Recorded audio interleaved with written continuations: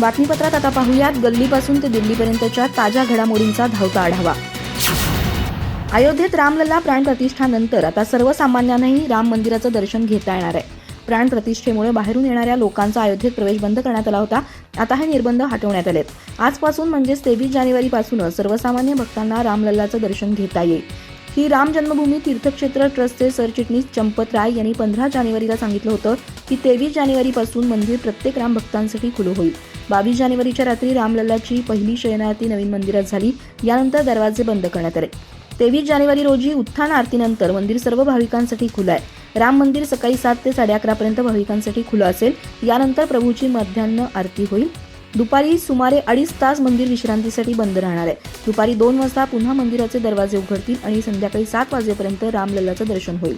मात्र ट्रस्ट दर्शनाची वेळ वाढवण्याच्या विचारात आहे। इथं सामान्य मंदिराप्रमाणेच प्रवेश असेल।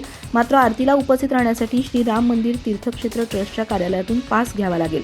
तुमचं आधार कार्ड दाखवून तुम्हाला पास मिळेल। सध्या एकावेळी केवळ 30 लोक आरतीमध्ये सहभागी होणार आहेत। मंदिरात सुरक्षेचे अनेक स्तर असतील। भक्तांना सेलफोन, स्मार्ट घड्याळं यासारखी उपकरणं आणि पेनही बाहेर जमा करावे लागतील। मंदिर परिसरात कोणत्याही प्रकारची इलेक्ट्रॉनिक वस्तू नेण्यास बंदी आहे। राम मंदिराच्या प्रवेश पॉईंटपासून काही पावलं पुढे एक सुरक्षा पॉईंट बांधण्यात आलाय। याआधी लॉकर रूम आहे। दर्शनापूर्वी मोबाईल आणि इतर इलेक्ट्रॉनिक वस्तू या लॉकर रूममध्ये जमा केल्या जातात। राहुल गांधी यांची न्याय यात्रा मंगळवारी गुवाहाटी इथं पोहोचली। ती आसाम पोलिसांनी रोखली। राहुल यांना आपल्या ताफ्यासह गुवाहाटी शहरात जायचं होतं, परंतु प्रशासनानं परवानगी दिली नाही। पोलिसांनी गुवाहाटी शहराकडे जाणारा रस्ता अडवला। यानंतर काँग्रेस समर्थकांची पोलिसांशी झटापट झाली। याबाबत राहुल गांधी म्हणाले की बजरंग दल आणि JP नड्डा यांची रॅली त्याच मार्गावरून निघाली आहे, ज्या मार्गावर आमचा मोर्चा थांबवण्यात आलाय। काँग्रेस कार्यकर्त्यांनी रस्त्यावर लावलेले बॅरिकेड्स हटवले आहेत। आम्ही कायद्याचं पालन करतो, त्यामुळे आम्हाला ज्या मार्गाने परवानगी मिळाली आहे त्या मार्गाने हा प्रवास करण्यात आला। काँग्रेस कार्यकर्त्यांनी बॅरिकेड्स तोडल्यानंतर आसामचे मुख्यमंत्री हिमंता बिस्वा शर्मा म्हणाले की अशी वागणूक आसामी संस्कृतीचा भाग नाही। जमावाला भडकवल्याबद्दल राहुल गांधींविरुद्ध FIR नोंदवण्याची सूचना आम्ही आसाम पोलिसांच्या DGPना केली आहे। वास्तविक आसाम पोलिसांनी वर्किंग डे कारण देत न्याय यात्रेला शहरातून जाण्यास मनाई केली होती। न्याय यात्रा आज शहरात गेल्यास वाहतूक व्यवस्था बिघडेल असं पोलिसांनी सांगितलं होतं। त्यामुळे प्रशासनानं रॅली राष्ट्रीय महामार्गावर जाण्याचे निर्देश दिले आहेत। गडचिरोली जिल्ह्याच्या चारमोशी तालुक्यात वैनगंगा नदीत नाव उलटून 6 महिला बुडाल्याची घटना मंगळवारी सकाळी घडली। सध्या या महिलांचा शोध घेतला जातोय, पण अद्याप त्या शोधण्यात यश आलं नाही। त्यामुळे त्या दगावल्या असल्याची भीती व्यक्त केली जाते। या संबंधीच्या वृत्तानुसार चारमोशी तालुक्यातील गणपूर लगत वाहणाऱ्या वैनगंगा नदीत मंगळवारी सकाळी 11च्या सुमारास ही घटना घडली। महिला एका नावेतून वैनगंगेच्या दुसऱ्या तीरावर असणाऱ्या एका गावात मिरची तोडणीसाठी जात होत्या। नदीच्या मध्यभागी आल्यानंतर अचानक त्यांची नाव उलटली। त्यानंतर नावाड्यानं एका महिलेला वाचवण्याचा प्रयत्न केला, पण त्याला यश आलं नाही। अखेर नावाडी पोहून किनाऱ्यावर आला। त्यानंतर त्यानं या घटनेची माहिती ग्रामस्थांना दिली। त्यानंतर गावकऱ्यांनी घटनास्थळी धाव घेऊन मदत कार्य सुरू केलं। आतापर्यंत एका महिलेचा मृतदेह शोधण्यात यश आलंय। 5 महिला अद्याप बेपत्ता आहेत। ही शिवसेना मला वडिलोपार्जित मिळाली आहे। होय, मला हे वारशानं मिळालेलं आहे। माझे शिवसैनिक मला मिळालेत। आम्ही प्रयत्न केला म्हणून आज भाजप सत्तेत असल्याचा दावा माजी मुख्यमंत्री उद्धव ठाकरे यांनी केला। नाशिकमध्ये आयोजित मेळाव्यात मार्गदर्शन करताना ते बोलत होते। यावेळी त्यांनी भाजप आणि पंतप्रधान नरेंद्र मोदी यांच्यावर जोरदार हल्ला चढवला। 75 वर्षात काँग्रेसनं काय केलं असा प्रश्न विचारणाऱ्यांनी आता 10 वर्षात काय केलं याचं उत्तर देण्याची ही वेळ आली आहे। राम की बात झाली, आता काम की बात करो असं आवाहन देखील उद्धव ठाकरे यांनी केलं। यावेळी उद्धव ठाकरे म्हणाले की मोदी पंतप्रधान व्हावे म्हणून आम्ही देखील प्रचार केला होता। मी देखील मोदींना पंतप्रधान करण्यासाठी प्रचार केला होता। त्यावेळी आम्ही घोटाळेबाज नव्हतो का असा प्रश्न देखील त्यांनी उपस्थित केला। आता कोरोना काळातील घोटाळे काढले जात आहेत, मात्र तेवढेच नाही तर सर्व मनपातील घोटाळे बाहेर काढा असं आवाहन देखील उद्धव ठाकरे यांनी केलं। यावेळी त्यांनी PM केअर मधील घोटाळा देखील समोर आणण्याचं आवाहन केलं। PM केअर फंडात मिळालेला पैसा कुठं गेला असा प्रश्नही त्यांनी उपस्थित केला। रुग्णवाहिकेत झालेल्या घोटाळ्याबाबत तुम्ही बोलत नाही असा आरोपही त्यांनी केला। सोमवारी हरियाणातील भिवानी इथं श्री रामलल्ला प्राणप्रतिष्ठेनिमित्त रामलीला मंचावर हनुमानाची भूमिका साकारणाऱ्या कलाकाराचा श्रीरामाच्या चरणी मृत्यू झाला। अभिनय करताना तो श्रीराम असलेल्या मुलाच्या पाया पडला। सगळ्यांना अभिनय वाटला आणि टाळ्या वाजवल्या, पण काही वेळ त्यांच्या शरीरात हालचाल होत नसल्यामुळे लोकांनी त्यांची नाडी तपासली। त्यांची नाडी काम करत नव्हती। त्यांनी तत्काळ डॉक्टरांकडे नेलं असता डॉक्टरांनी त्यांना मृत घोषित केलं। मरण पावलेल्या कलाकाराचं नाव हरीश मेहता आहे। रामलीलामध्ये ते 25 वर्ष हनुमानाची भूमिका करत होते। जवाहर चौकात हा कार्यक्रम सुरू होता।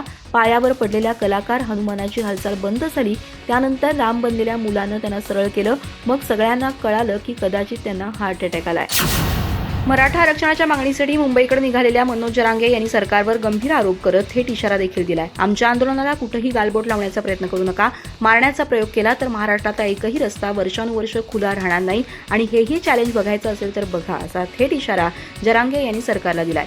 दरम्यान आज दुपारचं भोजन भीमा कोळेगाव इथं करून आजचा मुक्काम पुणे जिल्ह्यातील चंदननगर इथं केला जाणार आहे. विशेष म्हणजे आज आणि उद्याचा प्रवास करून 26 जानेवारीला मनोज जरांगे मुंबईत धडकणार आहेत. ते म्हणाले की प्रभू श्रीराम आणि छत्रपती शिवराय माझी आस्था आणि आराध्य आहेत. माझ्या मराठा आरक्षण लढाईला त्यांनीच बळ दिलंय. त्यामुळे आरक्षण मिळाल्यावर अयोध्येत जाऊन प्रभू श्रीरामांचं दर्शन घेईन. जरांगे पाटील यांच्या मोर्चामुळे पुणे शहरातील वाहतुकीत मोठे बदल करण्यात आलेत. पुण्यातून अहमदनगरकडे जाणारी वाहतूक आज सकाळी 6 वाजल्यापासून बंद आहे. नगरकडे जाण्यासाठी पर्यायी मार्गाचा वापर करावा लागणार आहे. पुणे शहरातून नगरकडे जाणारी सर्व प्रकारची वाहनं खराडी बायपासवरून वळण घेत मगरपट्टा चौकातून सोलापूर रस्त्यानं मार्गस्थ करण्यात येतील. आज जागोजागी रावण आहेत. दिल्लीत रावण आणि महाराष्ट्रातही रावण आहे. आजचा रावण अजिंक्य असल्याचं काहींना वाटतं, पण तसं नाही. तेव्हाचाही रावण अजिंक्य नव्हता आणि आजचाही रावण अजिंक्य नाही. अरे कोण भाजप, कोण नरेंद्र मोदी, कोण देवेंद्र फडणवीस, कोण अजित पवार, कोण एकनाथ शिंदे यांचा कॉन्फिडन्स लूज करा, यांचा पराभव अटळ आहे, अशा शब्दात शिवसेनेच्या ठाकरे गटाचे खासदार संजय राऊत यांनी मंगळवारी पंतप्रधान नरेंद्र मोदी आणि भाजपवर शरसंवाद साधलं. शिवसेनेच्या ठाकरे गटाचे नाशिकमध्ये अधिवेशन सुरू आहे. या अधिवेशनात बोलताना संजय राऊत यांनी उद्धव ठाकरे यांची तुलना श्रीराम तर पंतप्रधान नरेंद्र मोदी यांची तुलना रावणाशी केली. ते म्हणाले की प्रभू श्रीरामाच्या आयुष्यातील सर्वात मोठा संघर्ष नाशिकमध्ये झाला. रामाचं धैर्य म्हणजे शिवसेनेचे धैर्य, रामाचं शौर्य तेच शिवसेनेचं शौर्य आहे. तसंच रामाचा संयम हाच उद्धव ठाकरे यांचा संयम आहे. म्हणूनच राम आणि आपलं एक नातं आहे, असं राऊत यांनी म्हटलंय.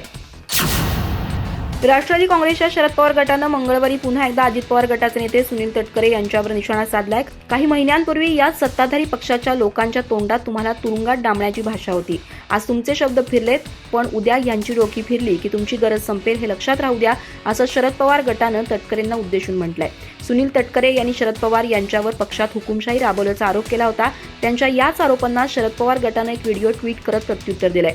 सत्तेचे गुलाम ही म्हण आजवर महाराष्ट्रानं ऐकली होती, पण आज त्याचा प्रत्यक्षात अनुभव आला. ज्यांनी तुम्हाला पक्षात घेतलं, बहुमत नसताना तुम्हाला पद दिलं, ज्यांनी तुमच्यावरील आरोपांची टीकेची पर्वा न करता तुमची साथ दिली, पाठीशी उभे राहिले, ते शरद पवार होते, असं राष्ट्रवादीनं आपल्या ट्विटमध्ये म्हटलंय. मुख्यमंत्री एकनाथ शिंदे यांच्यासह शिवसेना आमदार अपात्रता प्रकरणात महाराष्ट्र विधानसभेचे अध्यक्ष राहुल नार्वेकर यांनी निकाल दिलाय. या निकालाला उद्धव ठाकरे यांच्या गटानं सर्वोच्च न्यायालयात आव्हान दिलंय. तर दुसरीकडे आता अध्यक्ष राहुल नार्वेकर यांनी राष्ट्रवादी काँग्रेसच्या आमदार अपात्रता प्रकरणातील प्रलंबित प्रकरणावर सुनावणी सुरू केली आहे. या दरम्यान शरद पवार गटाचे आमदार जितेंद्र आव्हाड यांनी धक्कादायक माहिती दिली आहे. राष्ट्रवादी शरद पवार गटाच्या पक्षाच्या अंतर्गत निवडणुकीनंतरचे पुरावे गायब झाले असल्याची माहिती त्यांनी दिली असल्याचं समोर आलंय. एकनाथ शिंदे मुख्यमंत्री झाल्यानंतर राष्ट्रवादी काँग्रेसमध्येही अजित पवार यांच्या नेतृत्वातील आमदारांनी सरकारला पाठिंबा देत मंत्रिपदाची शपथ घेतली होती. त्यानंतर शरद पवार विरुद्ध अजित पवार असा वाद सुरू झालाय. या दोन्ही गटानं एकमेकांविरोधात दंड थोपटल्यानंतर सर्वोच्च न्यायालयात याचिका दाखल केली होती. मात्र हा निर्णय विधानसभा अध्यक्षांनी घेण्याचे निर्देश सर्वोच्च न्यायालयानं दिले होते. त्यानुसार आता राष्ट्रवादी काँग्रेसच्या आमदार अपात्रता प्रकरणावर सुनावणी सुरू झाली आहे. बारामती अॅग्रो प्रकरणी राष्ट्रवादी काँग्रेसचे आमदार रोहित पवार यांची उद्या ईडी चौकशी होणार आहे. या दरम्यान रोहित पवार यांनी चांगल्या शक्ती प्रदर्शनाची तयारी केली आहे. विशेष म्हणजे यात त्यांना राष्ट्रवादी काँग्रेसच्या नेत्यासह शरद पवार आणि खासदार सुप्रिया सुळे यांचाही पाठिंबा मिळाला आहे. त्यांच्या चौकशीसाठी ते जेव्हा ईडी कार्यालयात जातील तेव्हा त्यांच्यासोबत खासदार सुप्रिया सुळे देखील उपस्थित राहणार आहेत. तसंच ही चौकशी पूर्ण होईपर्यंत शरद पवार हे राष्ट्रवादी काँग्रेसच्या कार्यालयात बसून राहणार आहेत. राष्ट्रवादी काँग्रेस शरद पवार गटाच्या कार्यालयाच्या जवळच ईडीचं कार्यालय आहे. उद्या राष्ट्रवादी काँग्रेस शरद पवार गट ईडी कार्यालयाच्या विरोधात जोरदार निषेध आंदोलन करण्याच्या तयारीत आहे. या सर्वांच्या पाठिंब्यामुळे आपण भावूक झालो असल्याचं रोहित पवार यांनी म्हटलंय. या संदर्भात त्यांनी एक पोस्ट शेअर केली आहे. वय झालं म्हणून काय झालं, प्रसंगी बाप माणूस म्हणून ढाल बनून उभी राहतात, हे माझ्यासाठी भारावणारं असल्याचं आमदार रोहित पवार यांनी म्हटलंय.